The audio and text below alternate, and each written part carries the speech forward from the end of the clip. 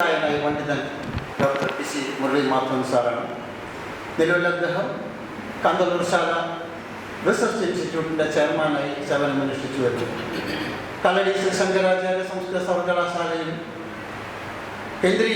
കർണാടകയിലെ കേന്ദ്രീയ സംസ്കൃത സർവകലാശാലയിലും പ്രൊഫസറായും വകുപ്പ് മേധാവിയായും ഒക്കെ ദീർഘകാലം അക്കാദമിക രംഗത്ത് നിർണായകമായ സംഭാവനകൾ നൽകിയ വ്യക്തിയാണ് അദ്ദേഹം.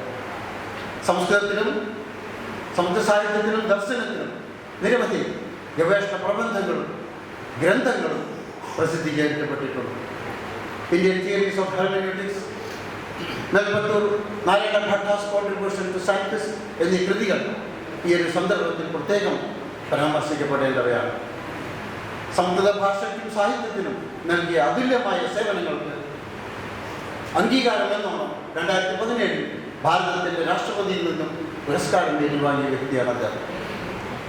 ഭാരതീയ ജ്ഞാന പരമ്പരയെ പുതുതലമുറയിലേക്ക് പകർന്നു നൽകുന്നതിൽ അദ്ദേഹം വഹിക്കുന്ന പങ്ക് നിസ്തുലവും പ്രശംസനീയമാണ്. ഇത്തരമൊരു മഹനീയ വ്യക്തിത്വത്തിൻ്റെ സാന്നിധ്യം ഈ ചടങ്ങിന് അത്യപൂർവമായ മഹത്വവും അഭിമാനവും നൽകുന്നു എന്ന കാര്യം നിസ്തർക്കമാണ്. അങ്ങനെയുള്ള പി സി മുരളി മാധവൻ സാറിനെ ഈ വേദിയിലേക്ക് ഞാൻ സവിനയം സ്വാഗതം ചെയ്തു പോകുന്നു.